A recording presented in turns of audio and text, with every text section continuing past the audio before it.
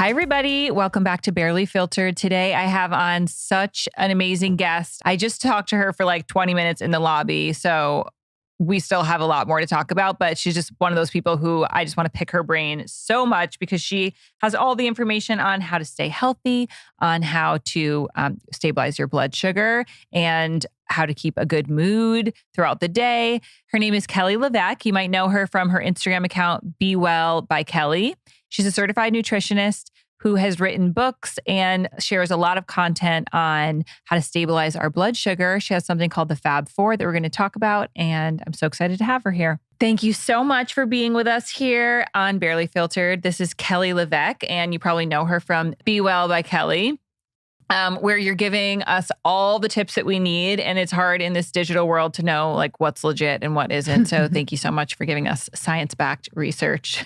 You're welcome. I mean, I'm old. I've been around for a long time. I've been on social since 2011. Major career change from cancer and genetics into having a private practice in nutrition.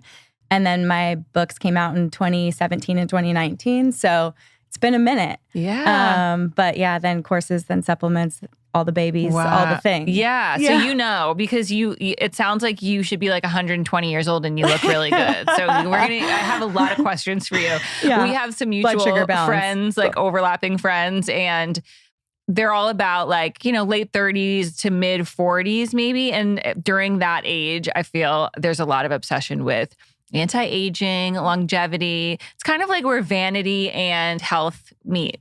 Yeah. And I for one, I'm right in there. And I guess let's start with like some of the biggest trends lately. And then we'll jump into like some of the things that I know you do that's very specific to you. But I just want to get it out there. Let's start with Ozempic because that was the question that both of my friends were like, oh, you have to ask her about that. One of them's on Ozempic. My other friend is not and thinks it's so bad for you. Where do you stand on this craze? Luckily, I've worked alongside functional MDs for over a decade. So these are, your anti-aging functional docs that look at everything from your vitamin levels and mineral levels to your hormones. And they've been microdosing peptides for a long time. So Ozempic or semaglutide is a peptide that's a GLP-1 agonist. And basically what it's going to do is support blood sugar balance, eliminate cravings. And most of the doses, like if you look at a Trulicity, for example, it's like 2 grams. It's a very high dose.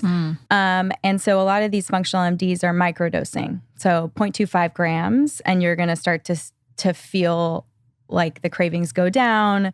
You're not really thinking about food. And so I think for certain clients or patients that we've had together with some of these functional MDs, if there is a lot of weight to lose, if we have a lot of inflammation, if we have a large amount of stress, something that's dysregulating blood sugar that has nothing to do with food, that may be supportive of pulling that initial weight off, lowering inflammation levels, and then seeing someone be able to maintain without it. Now, that being said, there's no long-term data on this type of a medication or peptide. So I would say definitely like a smaller dose would be my recommendation. Now, for me, being a nutritionist and focused in blood sugar balance, I love using food as a way to regulate hunger hormones. I mean, I talk about 8 hunger hormones in my first book, Body Love, and talk about what regulates those hunger hormones. Protein regulates over half of your hunger hormones, and most women are under eating protein. And when you think about protein and all of that it's giving you, not only is it giving you all of your amino acids, and amino acids make everything in the body. Your muscles, your ligaments, your tendons, your collagen, your elastin, neurotransmitters, hormones, enzymes that break down your food. So even unlocking the nutrition of your food, protein is a requirement to help you do that. I start there. That is really where I go first. And we're not even looking at what else comes when you eat, say like grass-fed steak, wild salmon, pasture-raised eggs. You get things like conjugated linoleic acid, which is a really healthy fat. You get all of your omegas. You're going to get all your minerals, get B vitamins, which support, energy production in the body. So it isn't my first line of defense, but I'm not totally against it at this point, with high doses, you do see side effects. With high doses, you see very fast weight loss. That weight loss is going to be 50-50, fat and muscle. I think a lot of people at first are like, don't take Ozempic, you're going to lose all your muscle mass. And that's actually true for any type of really fad diet that is aggressive. When we lose a lot of muscle mass, our metabolism goes down. If you have a pound of fat and a pound of muscle, and you lose, a pound of fat burns somewhere between 3 and 5 calories a day. If you lose a pound of muscle, that's 50 calories that you're losing. So let's say you lose, 4 pounds of muscle and you're like, oh, I did a crazy diet before Coachella and I feel so good and I lost 4 pounds of lean muscle mass. Then you go back to eating your normal diet, your metabolic rate is about 200 calories down. So then your body's ability, let's say you're on a 1,600 calorie a day diet, and I don't count calories. I never have my clients count calories. I'm all about blood sugar, but just giving you the general understanding of when we lose lean muscle mass, we lose metabolism. We lose that energy producing, structurally sound muscle mass. Muscle is the tool to keep you from aging. It gives you all the energy in the world. It helps you function. When it comes to aging, a lot of demise of old people is breaking a hip, being put in a hospital. I saw that on the Mel Robbins podcast. Or she was talking to a hip surgeon and she was saying how it was a crazy statistic about women who break their hip, how they die. They usually die shortly after, which is just nuts because it's the marking of the beginning of the end. Yeah. So are you a proponent of weightlifting then? I'm a huge proponent of weightlifting. It is easier said than done. I think for a lot of women who prefer a yoga class, a Pilates class, a spin class, moving into slow, heavy weightlifting, it's a hard thing to do. You want to find the gym or a trainer or a workout buddy.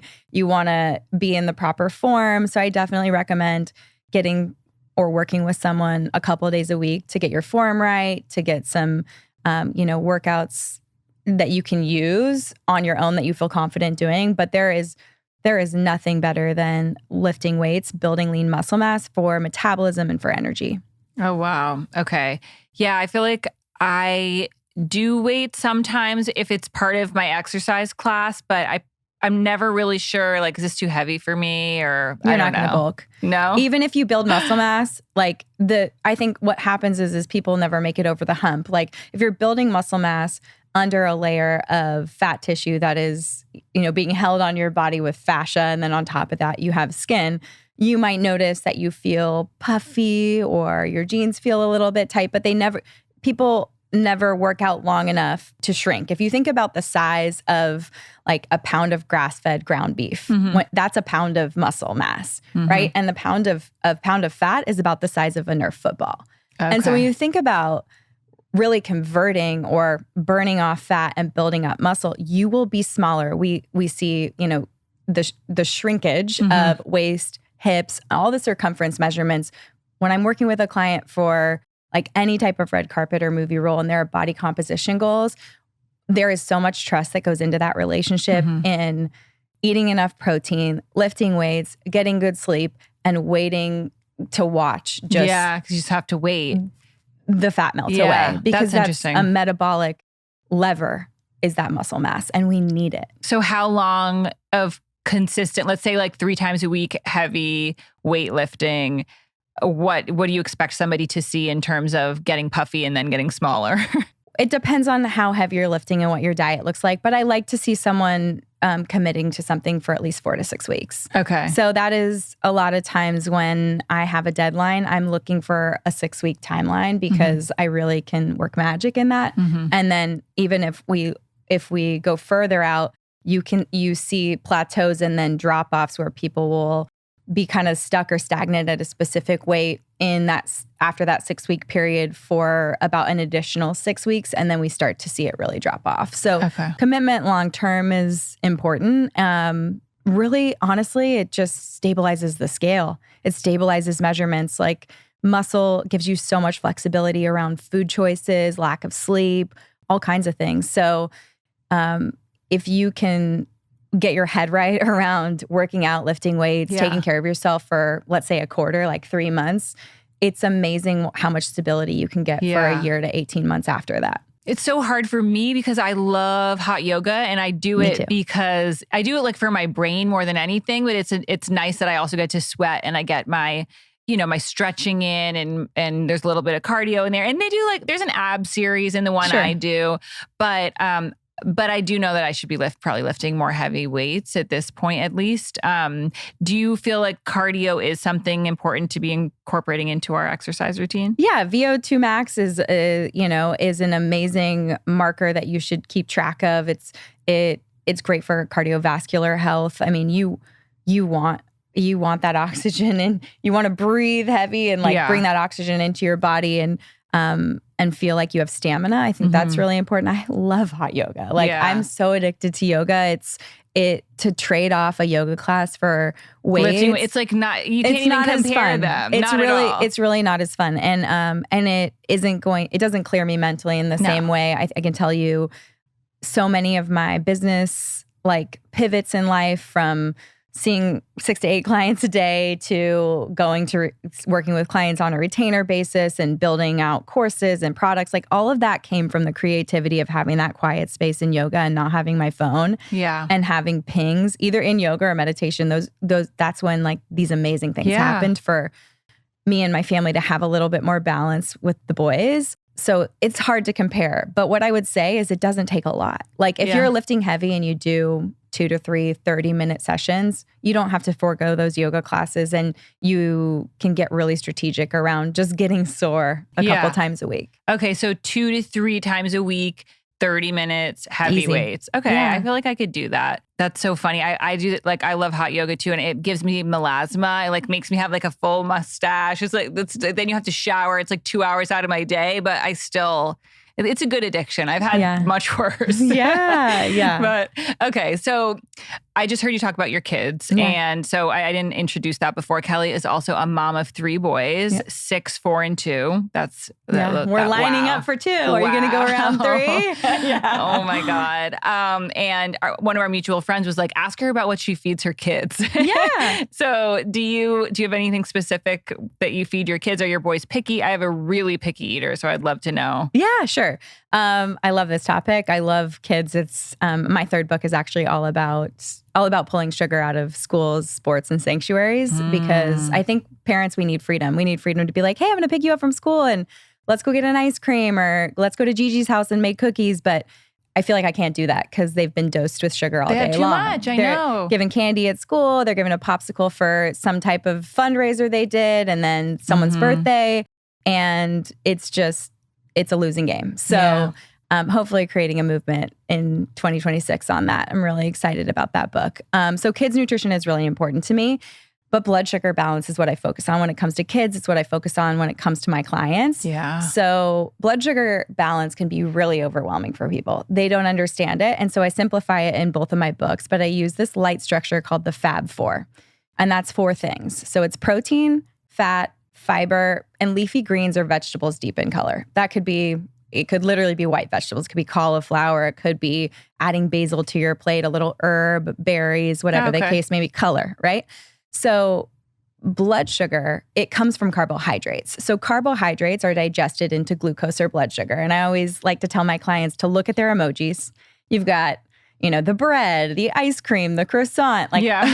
Picture eating that, digesting it, and having all those things floating in your bloodstream. I mean, that's causing your blood sugar to go up, right? And you release insulin, and insulin pulls those little croissants or little bread pieces, little ice cream out of your bloodstream and puts it away. And you store it in your liver and your muscles. And if you kind of have that overflow, your liver will convert it to triglycerides or fat. So it's kind of amazing. Your blood sugar goes up from carbohydrates and it comes down and is put away with insulin. So that's your blood sugar going up and coming down. Well, what doesn't break down to blood sugar? What do our bodies need to thrive? What do our children need to grow? Protein, right? Protein, fat, fiber, and greens. Okay. So protein breaks down to amino acids. The scientific literature tells us we need essential amino acids from our food. You can't, whether you're a fruitarian, raw vegan, doesn't matter. You have to get your essential amino acids from your food because your body can't manufacture it. So, which is kind of crazy to think about. Like, we can't just manufacture things out of nowhere. We have to consume these 9 essential amino acids from our food. And so amino acids are important. So I always plate protein for my kids. Protein doesn't break down to blood sugar. Okay. So it breaks down to amino acids. So it's going to have no spike and crash. You're like, no meltdown here. No meltdown. No meltdown food. Right. And we talked about earlier, it regulates over half your hunger hormones. So your kids eat that protein and they're like, I'm good, Mom. Yeah. Like what I'm like, they're stable. There's less meltdowns. There's no up and down. They're getting what their body needs to grow. They're actually going to have less sugar cravings because if we eat enough protein, we regulate a hunger hormone called neuropeptide Y that will make us crave sugar. So if we're not eating enough protein, we may be craving sugar. Same for us, same for our kids. So we've got our protein, then fat, right? Essential fats are your omega-3, 6. You've heard of those omegas, right? And is omega-6 good for you? I've heard bad things about omega-6. Well, it's not bad for you. It's just, unfortunately, in our food supply right now, we're supposed to have a 1-to-1 ratio of omega-3 to omega-6. Okay. And, you know, depending on where you look, it's 1-to-12 omega-3 to omega-6, 1-to-25, 1-to-40. Right. Someone's eating like the sad American diet, eating a lot of processed foods, a lot of fried foods, all of those omega-6 oils, all of the seed oils, they're going to really up your body's levels of omega-6. And you're not going to have that anti-inflammatory omega-3 to balance that inflammatory omega-6. So polyunsaturated fats are really flexible fats. Saturated fats like your, coconut oils and animal fats, those are really stable fats. Right. And when you think about like our cells, our cell membranes, you want some flexibility and you want some stability. Right. And what we have with our flexible fats, those polyunsaturated omegas, is we have the inflammatory omega-6 and 9 kind of in our diet all the time. It's from nuts, it's from seeds, it's from all the seed oils, canola oil, vegetable oil, you name it. And a lot of us aren't getting enough omega-3s. We're not supplementing with omega-3s. So when it comes to healthy fats, I just think about the healthy fats I can add to my kids' plate. Can I add guacamole? Can I add avocado? Can we use olive oil? My boys love olives, like the actual fruit. And then when it comes to fish, like kids should be getting 600 milligrams of omega-3s a day.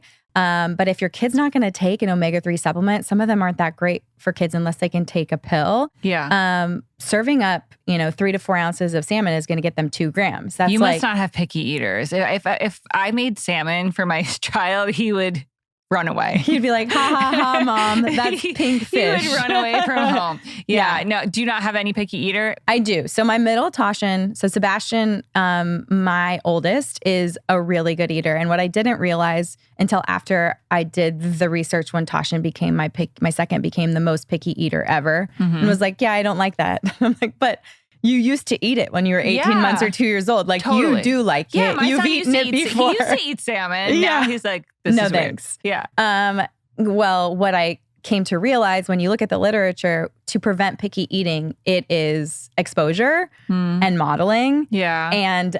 And so I think about Sebastian when he was little, and we lived in Brentwood and we had a little kitchen tower. And anytime I made a meal, it was one kid, super easy. Sebastian, come up in the kitchen tower, help me break the asparagus, pull the cilantro leaves off. Like he would play with, count with, cook with, learn colors, all in the kitchen. Like that was my classroom for him. And that was my happy place. It still is. Then you have a second child, your man-on-man defense. I'm making dinner. I'm not bringing Toshin into the kitchen tower as much as I brought Sebastian. It's not fun. It's easy and light. It is like, oh my God, get dinner on the table, put it on their plate, put it on the table. He's not getting the modeling. He's not getting the exposure. It's just a little bit more of a rush, fast paced and plated versus Sebastian was very easy. It was flow in the kitchen. I don't know. I hear what you're saying, and I think there is truth to that. And obviously you're the expert, but I just feel like, like my son, he's the oldest. Yeah. He's the super picky eater. And I think there's so much that goes into picky eating, from like sensory stuff to like, he will physically gag if he like smells something that is off-putting to him. And I was a picky eater. My daughter is not a picky eater at all, but I can see how the modeling from her brother now is kind of making her be like, ew, that's gross. I'm not going to touch that. If it wasn't for him, she would probably eat everything. So I think there's this mix of like nature versus nurture with the picky eating thing. And there's nothing I can't stand more than judgy people out there saying that it's like the mom's fault that we're not putting enough exposure, enough. It's not your fault. No, there's so many other things. We do know that if you don't give up, like most parents will introduce a food, let's say 3 to 5 to 8 times. And when they hear no from that child, they stop making it. That's where the exposure goes down. Right. And the chances that they will accept that food, it takes way more introduction. So we know after the flavor window, which is after 18 months, it can take 24 times or more for a child to accept a food. Right. And that is a lot of effort for a mom to be like, I've made broccoli 45 times and you still don't like it. Yeah. You know? So consistency. I think that's like my worst quality as a parent. Consistency is just so important across the board. And everyone's like probably listening like, yeah, duh. But like it really actually really is. Yeah. It's really hard. I mean, like I was banging my head against the wall because, you know, Tosh would eat everything until 18 months, almost 2 years.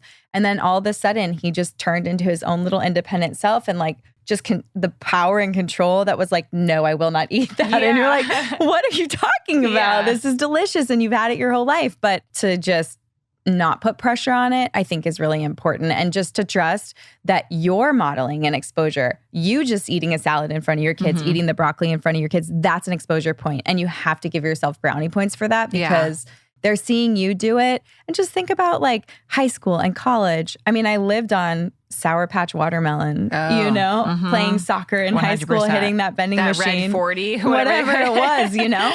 And then moving into college and trying to make healthy choices in the dining hall at SC and then being in my own apartment and actually being excited to like cook healthy meals and know what it feels like to fuel myself in a balanced way and sort of riding the high of that felt good.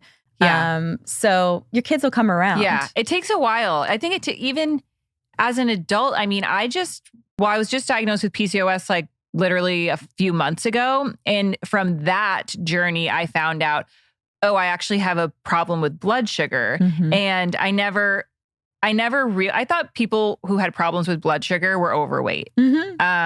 I never thought that it would come out in a symptom like acne or mood swings or like super like, you know, crazy periods. And I don't know. So that was like a big eye-opening diet life lesson that I learned just about how I eat. And I always thought I was like a pretty healthy eater, but also I'm not a consistent eater. Like I'm like a one big meal a day kind of person, but that doesn't work when you have blood sugar problems. So how do you feel? My doctor put me on metformin, which we had talked about before. You said it's kind of like works similarly to Ozempic. Is that it? Yeah, it's just it is supportive of blood sugar balance for type 2 diabetics. And again, back even like a decade ago, functional MDs would microdose metformin as people were getting older to keep their blood sugar more balanced, because we know if someone has elevated blood sugar and elevated insulin, there's a cascade of issues that can happen. So elevated blood sugar and elevated insulin,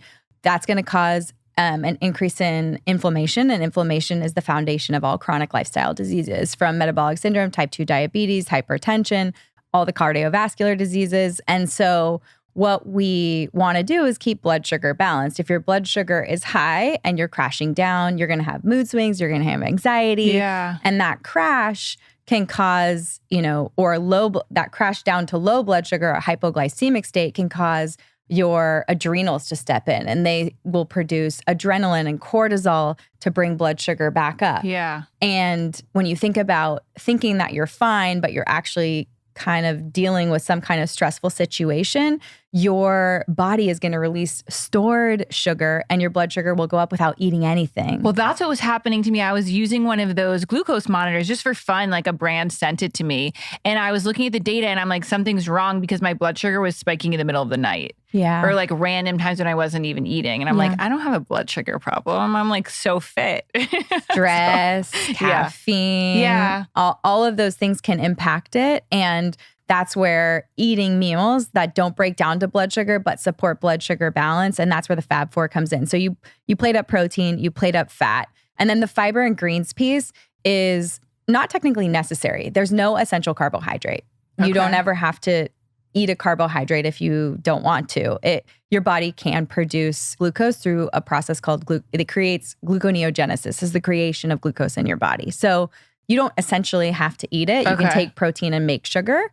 But you're not going to go into ketosis, isn't that? Or like, yeah. So ketosis is majority of people have to be, less than 25 grams of carbohydrates a day. It's very, very, very small. Right. I think you could do it cyclically, but it can cause stress for women. It can. I just have always loved blood sugar. It's something you can, when you focus on the Fab Four, you could go to John and Vinny's. You could go out to a restaurant with your friends. You could go on date night. You could make meals at home. I literally look at my kids' plate and my plate and I say, where's the protein? Okay, there's a chicken or there's, grass-fed burger. There'd be bacon in my house. Great. Perfect. Bacon and eggs. Like no eggs, just bacon. That's okay. Like my middle guy, Toshin, is just like, he's just like a burger kid. He wants ground beef all the time. And I'm like, I need your jaw to like chew on something more than like just like he's gonna turn into a cow, just like molars straight across.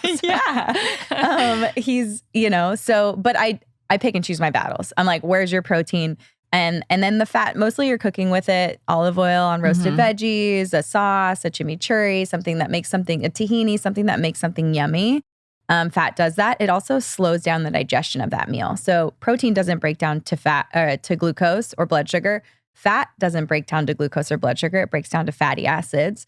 And then what does is all of your fibrous, non-starchy vegetables, let's say like cucumber, asparagus, cauliflower, Brussels sprouts, all of those. Well, those are mostly fiber. The amount of glucose in those are so small. So you're going to get a gradual increase in blood sugar because the fiber is surrounding that sugar and starch. You have to chew through it, digest through it, and then it's like a slow drip. So are your kids or you, I guess this Fab Four, this work, this is not just for kids, but so I'm not hearing like any grain. Where's my bread? Where's my pasta? Yeah, totally. So Fab Four first. Okay. Protein, fat, fiber, greens. Like does your plate have that? And then we add carbohydrates. Okay.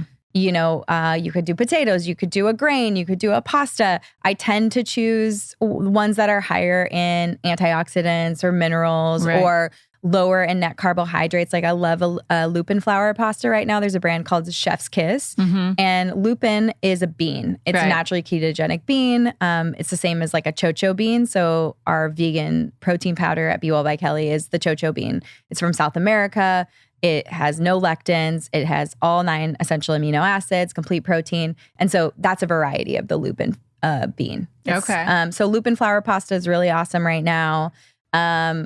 Grains, when I do white rice for my boys, like I'll use a pressure cooker, an Instapot, and I'll do white rice. Then I'll take a bag of frozen cauliflower rice and I'll break some off into my Instapot, close the lid. It'll steam the whole thing. I'll mix it together. And they're eating vegetables and mostly it just tastes like rice. They don't know the difference. Ooh, I like that. So there are tips like that where I'm using an almond flour tortilla or cassava flour tortilla like by Siete. That's lowering the overall load. So if you think about having a flour tortilla, that's 100 grams of carbohydrates versus 2 almond flour tortillas is 14 grams of carbohydrates. Whatever you eat that is a fast digesting processed carbohydrate immediately turns to blood sugar. Yeah. I know. This morning I was like in a rush and I just bought a croissant and right after I ate it, I was like, shouldn't have done that. Like it doesn't make you feel good. But it's mind blowing to me because when you think about the food pyramid, it's like our whole lives we were taught like you're supposed to have a ton of carbs, and like not carbs, but grains and, rice and pasta and bread. And I think at the top was meat, right? Or fat. But it like goes up. And if you inverse it, like that's probably the healthiest like healthy fats and then meat and then vegetables. I'm protein first because it makes everything in your body. So like we talked about, so even all of this talk about peptides, which is so funny to me because peptides are, if you eat a chicken breast or a fish or an egg, you are digesting that. And I use this analogy before the show, but it's like a brick wall. You digest that protein like a brick wall. You dissolve all the mortar and what you're left with is bricks. And those are amino acids. And you're absorbing all those amino acids and you're making things in your body. Well, peptides are just a strand of 40 or less amino acids. And more than 40 is considered a protein. Right. And so amino acids, when you talk about peptides, those are chemical messengers. And so they're messaging your body to heal. Like people are injecting peptides for decreasing inflammation and healing joints, causing an increase in human growth hormone, muscle mass, like all kinds of reasons why people are using peptides. And there are a plethora on the market. Right. I mean, even just OneSkin, which is like one of my favorite skincare brands, they have a peptide that attacks senescent cells, which are dying cells that give off cytokines or inflammatory chemicals. It's like if we can neutralize that cell, you're neutralizing skin aging and free radicals. Yeah. So it's kind of cool how you can use peptides, but protein first, because it literally, it's a cheaper way to get your peptide, right? I mean, if you can eat chicken or buy peptide. Well, your body, as you age, you're going to slow down your production of everything, like hormones, peptides, creatine, all the things, right? We're just producing less of those amazing chemicals and products that our body used to manufacture. So I love having that base layer, because the last thing I want to do is undereat protein, not have the amino acids I need to make neurotransmitters, hormones, heal an injury, right? Hold on to collagen and elastin. So I'm a huge fan. Yeah. Protein first. But for somebody who's like, I want peptides specifically to produce more collagen in my skin, and there's like a specific peptide for that. Cool. So you could either go that route, or you could be like, I'm just going to eat protein and hope that this is going to do that specific thing. How do you specify what to eat? Can't. I wish you could. Yeah. Oh my gosh, that's like the $1 billion question. Yeah. Wouldn't that be amazing if you could manufacture it? Like even when we ingest collagen peptides, right? They're collagen peptides. Those are the amino acids that make collagen. They're strands of peptides. Your hydrochloric acid and your enzymes in your stomach are digesting that into individual amino acids, but you now have the amino acids needed to synthesize collagen. And if you're having things like vitamin C and those collagen peptides, then you're giving your body the inputs to produce collagen. Okay, so you're just helping your body help itself. Yeah, if you don't have the inputs, you can't make it, right? So I'm all for giving your body the inputs and seeing like what it's capable of. Yeah. Wow. Okay. Well, that's good news, because I feel like I can buy like meat and chicken and grass fed and all that. And just going to another doctor and getting peptides just feels expensive here in Beverly Hills. I'm excited to watch the market and see what happens. Yeah. I'm loving seeing it in skincare though. Yeah. I had Allies of Skin on, and I love that brand, and they have this peptide. I think they use peptides in a few different products now, but I do see a difference. I think it's great for like, especially like you said, like getting rid of like the discoloration, signs of aging, that sort of thing. I did want to talk a little bit about creatine, because I know that there's a new study that just came out about creatine having effects not only on muscles like we thought, but also on brain health and depression. Yeah. So it was a study, that looked at cognitive behavioral therapy plus a placebo, which is nothing, and cognitive behavioral therapy plus creatine. And what they found was there was a statistically significant improvement in mood and a decrease in depressive symptoms by 67% with the people who added creatine. Now, the mechanism is kind of interesting, because creatine is made of amino acids. So it's made of arginine, glycine, and they produce a metabolic byproduct that then is methylated by methionine, and it creates creatine. Now, creatine is ingested, or we make it. So you can make it, your kidneys, your liver, your pancreas can make it. Most of it is stored in our muscle tissue. And what it can break down to is phosphocreatine, and that can become a source that creates energy, or ATP, in muscle cells. So when you think about taking creatine, you're basically giving your muscle cells a energy substrate. It's like giving them energy, and they store it in your muscles, and you can either, like I said, ingest it or make it.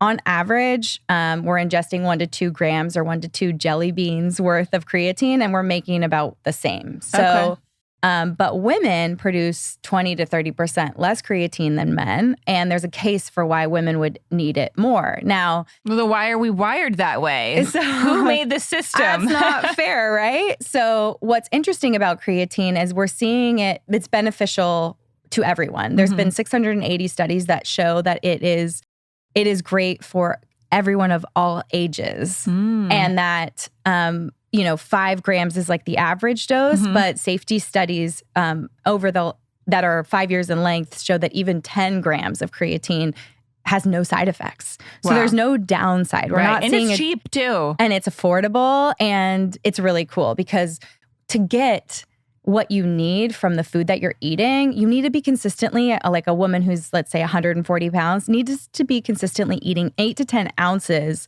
of protein. And like, that's kind of well, that's what I was going to ask you, because it's like, you're probably when not I wake up in the enough. morning, I'm like, the last thing I feel like doing is like having a steak or maybe eggs. But even that, I feel like a lot of the protein that I can think of off the top of my head makes me a little nervous about hormones or antibiotics. And I get it. You can shop grass-fed, like the healthiest way, but I still feel like all of the protein that I know has also been marketed to have side effects. Yeah, I think there's years and years and years of a vegetarian and vegan agenda, plant-based agenda that has really infiltrated a lot of women and being worried about where is it coming from? Like, what are the hormones? Has it been fed antibiotics?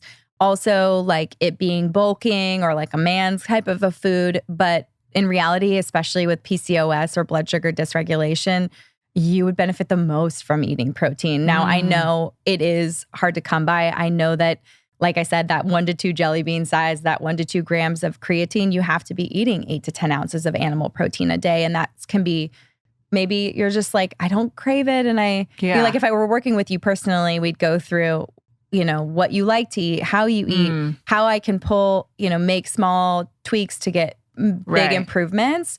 And so for someone like you, like an essential amino acid blend, which gives you all 9 essential amino acids plus a creatine in like a morning hot lemon water would be an easy foundational hack. So like a protein shake. Kind of, but essential amino acids it's just the amino acids. So it's not the protein, but it's going to help me? It's the subunits of what protein is broken down to, which is amino acids. Okay. So it's giving you the 9 essential amino acids you would get if you ate chicken or fish or steak or eggs. Okay, so why take an amino acid instead of a protein, like a protein powder? Like I started using protein powder early in my career and supporting women to up their protein intake by using protein powder. I think protein powder has a place. It is delicious in a protein shake. Like I have the Fab Four smoothie, but sometimes it's cold and people aren't in the habit of making smoothies or they don't want to. Me, it's just it's heavy. Like I feel like I'm going to throw it back because I'm not I don't like sip on a smoothie. Yeah. So I would rather, I think, than amino acid blend if it does essentially the same thing. Yeah. It isn't the same as that it's not a meal replacement, but yes, like essential amino acids are giving you what your body needs to make peptides, to make muscles, to make neurotransmitters, to make hormones. Calories. Yeah. It has like no calories. It doesn't break a fast. It's like, it's very interesting. So an essential amino acid blend would give you that foundation of protein, what protein breaks down to, those amino acids. And then we throw creatine on top of that. Then you're getting that energy substrate that, I was talking about how our muscles use it, but, our brain uses it too. So when we look at depression potentially being, there are theories out there and backed by literature, but that it's a metabolic issue in the brain. Yeah. Really, it's like a lack of energy for our brain and neurons. And to have an energy substrate that passes the blood-brain barrier, gets to the brain, and we can use it, then you're going to see improvement in mood. When we look at, there was like a study on the elderly population, and it was 5 grams of creatine for 2 weeks. And they found statistically significant improvement in retention, cognitive function, and memory in the elderly. And you're like, well, if I'm not producing as much or not eating as much of those creatine-rich foods as I age, of course, adding it in would see that kind of improvement. Yeah. And so across the board, it's like mood, it's depressive symptoms, it's retention, it's building lean muscle mass. And we talked about how lean muscle mass is your metabolism. Right. So taking creatine not only decreases fat, but supports building muscle mass. And there's plenty of literature that points to that. So wow. I'm kind of like, that is something that I'm using in my 40s, even though I eat like a very, like I wouldn't say strict, but a very protein forward diet. Like I'm down to eat. What'd you have for breakfast this morning? I had these Teton grass-fed beef sausages, 2 poached eggs, and half an avocado. Okay. And then on the ride up here, which was, a little more than an hour, like an hour and a half in LA traffic from Orange County, I had my lemon aminos, my creatine, which is from Germany. So a lot of creatine comes from China. It's creatine monohydrate. It's very affordable, but there's a company called Alzchem out of Germany that creates Crea Pure, which is known for being the purest creatine on the market, tested for heavy metals, and really clean. I have their newest version of that. It's called Crevitalis. So it's micronized, meaning it's like powdered fine. So it's easier to absorb with less side effects. So like less GI discomfort, no nausea, no bloating, things like that. And I'm loving it. So I mix the aminos with the creatine. I add a squeeze of lemon, and sometimes I'll put like a little splash of apple cider vinegar in it, or a teaspoon of Beekeeper's Naturals super honey. Okay. Honey. I didn't hear any coffee in your morning. Oh, sorry. Yes, I love coffee. Okay. That's my favorite drug, actually. I have a problem. And that hot lemon aminos has helped me slow down my caffeine intake, because I just love like a hot beverage. Same. I feel like for me, it's like a ritual too. Even if I have hot lemon water before the coffee, I feel like it ruins my ritual. Yeah. Oh, I really try to drink the lemon stuff first, but my husband will pop downstairs a little earlier than me and start to make like school lunches. He's on lunches and breakfast, which I very much appreciate. We like him. Yes, he is a super dad.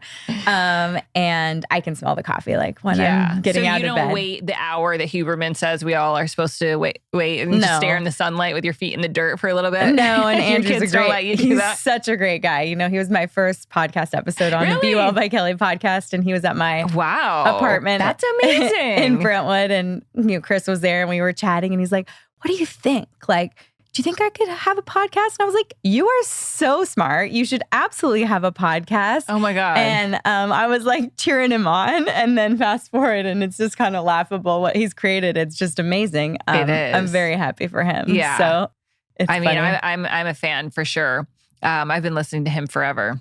Yeah, it's good stuff. Yeah. One of the things that he is an advocate for is an alcohol-free lifestyle. Yeah. How do you feel about alcohol in the diet? Yeah. When I look at, let's say, college and like my early 20s, when Chris and I were first dating, I would drink. And I would go out and I would have fun at SC. And then when Chris and I were first dating, we had friends who DJ'd and at little like clubs in a place like Chloe in Santa Monica, and we go out, and I was sort of like a vodka soda lemon kind of a gal, or a glass of Pinot. Okay, that was my jam. Yeah. And as I You're a girly drinker. Yeah, as I became like more and more obsessed with health and nutrition and blood sugar balance, and I saw how alcohol could impact that, and just didn't feel so great.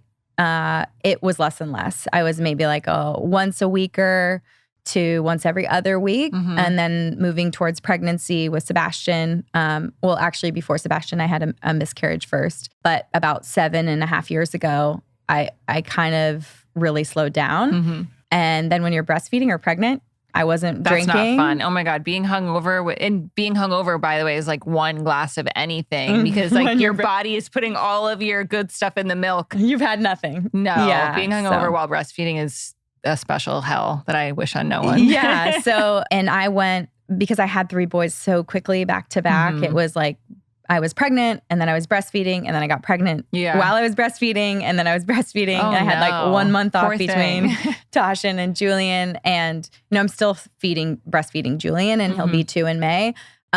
So it's really slowed down. Like this year, I had a glass of wine on my anniversary in February, and like that's it for this year. I'm not the kind of person who is going to like announce that I'm sober or go to AA, or because I don't like rules. Like the Fab Four is a really light structure for blood sugar balance. I want to go to a restaurant and go like, do I have protein on my plate? What, they used like a chimichurri sauce with olive oil. Great. Okay. I got the side of broccoli. Yeah. I got the Fab Four. Like if I add dessert to that, or if once in a blue moon, I want to add like a glass of wine to that, I don't want the shame and guilt associated with how I'm failing. Right. And that's not me. And that's like a mental thing that totally counterproductive. It's counterproductive and it's not helpful. So, but my dad has been sober since my sister was 5. So there was no alcohol really growing up. And I saw had a very beautiful childhood. I'm the oldest of 3 girls.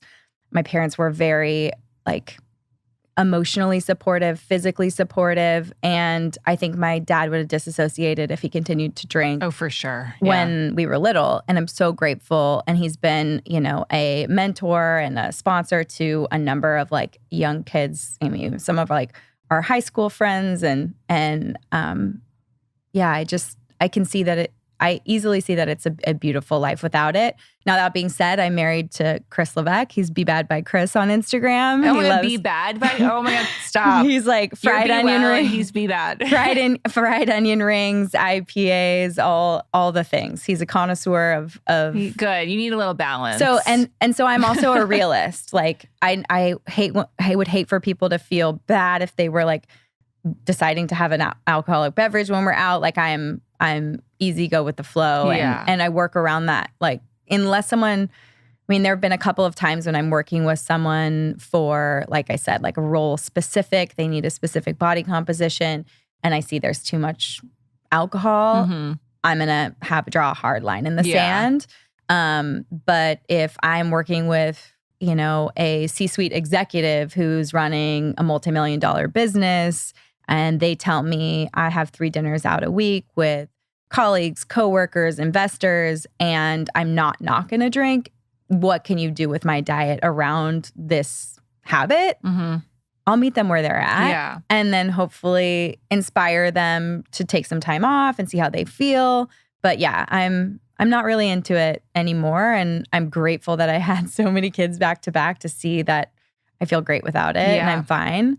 So, I'm interested to see the future of all the other things that are coming down the pipe, whether that be like microdosing mushrooms, psilocybin, ketamine, therapy, EMDR. Like I think when we really get to the root cause of our like traumas, insecurity, shame, we don't need.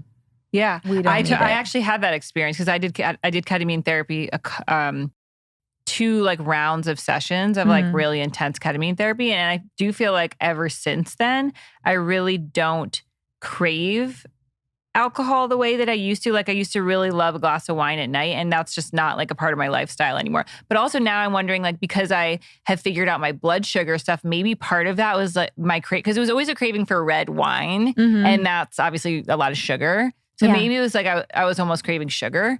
Well, and if you weren't consistently eating and your body was relying on adrenaline and cortisol to bring you back up from like a hypoglycemic event, then that is really aggravating all day long. That up and down, the spike and crash. It's energetically depleting. It is fight or flight. And so to have that come down with like a glass of red wine, it would be no surprise to me that you had that type of a craving. And it's interesting because you kind of attribute it to like, oh, I'm a mom, I'm a busy person. It's like at the end of the day, you just want a glass of wine to calm down. Never in my wildest dream would I be like, oh, it was because like my blood sugar was spiking all day. So do you think that your Fab Four can stabilize blood sugar for all people? Like, do you think that, because my acupuncturist is like, you need to get off metformin. There's no reason you should be on that. We can fix it with diet and lifestyle. And I'm like, I don't have time for all that. You know what? You just have to make some choices around it. And I don't think, so the Fab Four, I know it does. Because I'm an early investor in Levels, which is a CGM company that's who I use to track my blood sugar. Amazing. So Casey Means and I are good friends. Love her. She came on too. Yeah, good energy. Yeah. Love Case. And I used to use regular glucometers. So where you prick yourself and put your blood on the stick like you have from diabetes. CVS. Yeah. in like the early, like 2010, 2011, 2012, 2013, I'd have these clients, we'd go to CVS, I'd get them a glucometer, I'd make them test their blood sugar 3 to 7, 8 times a day. Just track it for a week to 10 days. And yes, that's a way more affordable way to do it than to get a CGM. It's so easy to use a CGM now because it's constantly collecting data. Right. And then you're able to either like take pictures of your meal and upload it. Now AI is so tuned in and it's able to say like, this is an average, X amount of protein, right. carbohydrates, give recommendations. But that's what I would literally do with clients. We'd use a glucometer, they'd write a journal. And I will say when someone's using the Fab Four, especially like a Fab Four smoothie, so that was something that I created in the craze of juice shops and smoothie shops when a smoothie was orange juice or green juice, a banana, strawberries, I would go to goji berries. Robex and have like the Dr. Robex. I remember I'd have like when I was hungover in college. Now thinking back, it's just like 100% sugar. Oh, 110%. It is just the absolute blood sugar roller coaster, right? It's the beginning of that. So I was like, this is a major problem. Even if you're getting a protein shake at, let's say, Earth Bar, they're adding like a tablespoon of protein powder, plant-based protein powder, maybe getting 6 to 12 grams of protein. The majority of it's frozen fruit and sugar or like superfood additives like goji berries, which are so exorbitantly high in sugar. So I was like, this is a problem. So the Fab Four smoothie is an unsweetened liquid, and then it's protein powder of choice. If you're whey protein, grass-fed beef isolate, vegan protein, whatever your lifestyle is, right? So protein, fat. So you can add like avocado. You could add a tablespoon of nut butter, whatever would thicken and kind of slow down the digestion of that smoothie to make it last 4 to 6 hours or regulate hunger hormones. And then fiber. So like you could be a tablespoon of flax, chia, psyllium husk if you had a inflammatory cholesterol ratio. What about like an apple? Is that fiber or is that too much sugar? So that's considered like the fruit add. So it's protein, fat, fiber, like true fiber. True fiber. And then you could use like my spa smoothie has Persian cucumbers, mint, lemon, avocado. So you're getting some fiber in that avocado. You're getting some fiber in the cucumber. But for the most part, I'm using like a true fiber powder and then greens. So like I said, if it's a spa smoothie, it may be mint and a little spinach. It may be basil if you're making a strawberry basil smoothie, something like if you want a chocolate peanut butter smoothie, maybe frozen cauliflower rice that you won't taste, right? So you're getting that veggie without, and that color, those antioxidants and nutrients without worry.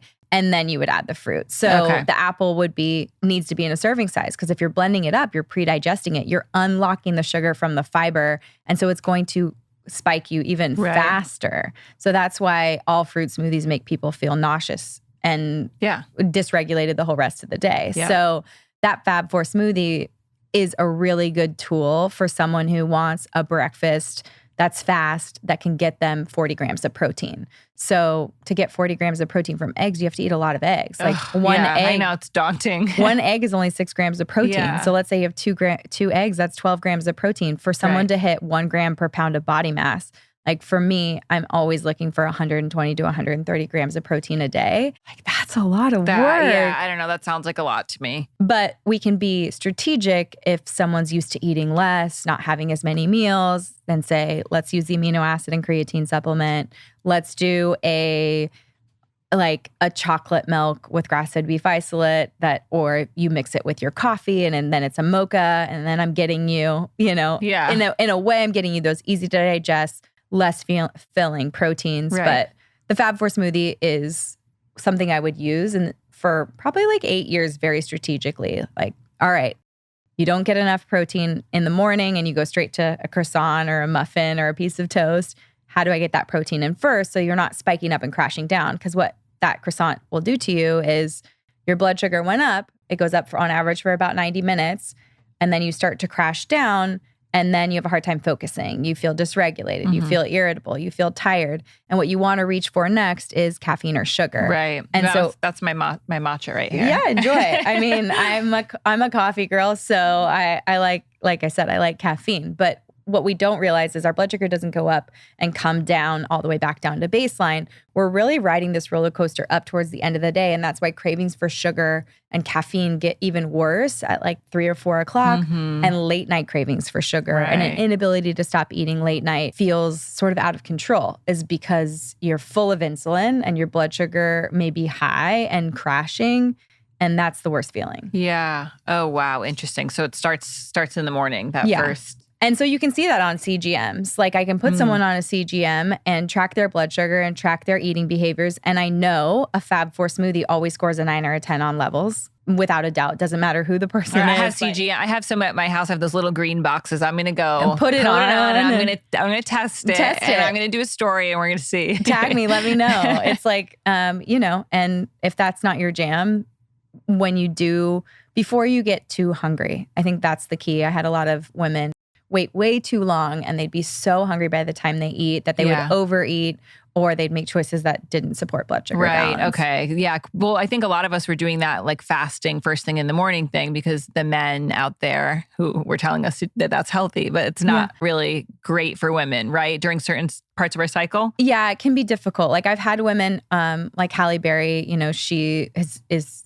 through menopause, and I helped her get ready for a movie role, and she loved fasting forever. Like she wouldn't want to eat till 1 or 2 in the afternoon, but we had to change her body composition. And so I needed her to eat earlier, and you make a compromise around timing. So it was really around, she'd work out like 9, 8, 9, 10, be done. And I was like, no later than 11. Like I need your first meal. I need that protein intake because we need to build lean muscle mass that then burns off fat so that you get a body composition change. Got it. Because she was trying to get lean. Trying to lean out. And like that's an example that I can take from her, from Jennifer Garner in her last movie. Like we need to eat. Yeah, you need to eat if you want to get lean. If you want to change. Yeah. Interesting. Okay. It's so counterintuitive, I think, to our diet culture minds. Trust me. I mean, it's good news though. I lived in that resistance for years and years and years. And then finally kind of caving, not resisting. The flow is so much better. And the changes happen so much quicker. Right. Yeah. Wow. Okay. Well, I'm getting flagged over by people over here telling me that I'm talking too much. Whatever.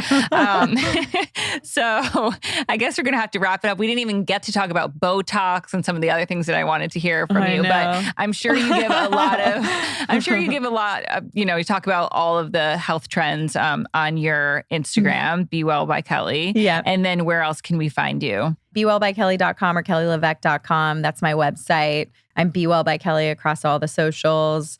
I have courses, I have products, I have a YouTube channel that I just launched, which are long form recipe videos, maybe like 10 to 20 minutes, where I drop a bunch of research throughout and tips on how to like make my 50-50 rice. Or there's even that Chef's Kiss company, the lupin flour pasta. I mean, I can get 40 grams of protein in my kids and they think they're just eating like chicken pasta. Yeah, I'd like to hear you talk more about white rice, and because I've heard some things about that, how to make white rice have like a lower glycemic and like not spike your blood sugar quite as much. There's some tricks there, right? Yeah, there's some you can create some resistant starch. I mean, it's still going to have an impact on blood sugar. Okay. The best way to do it is to cut it. But if you make it and you cool it and you reheat it, when you cool cooked starch, and the rice has starch in it. When you cool it, you create resistant starch, and that starch isn't absorbed into your body, so it's not going to cause an increase in blood sugar. Got it. Now, not all of the starch in rice is converted to resistant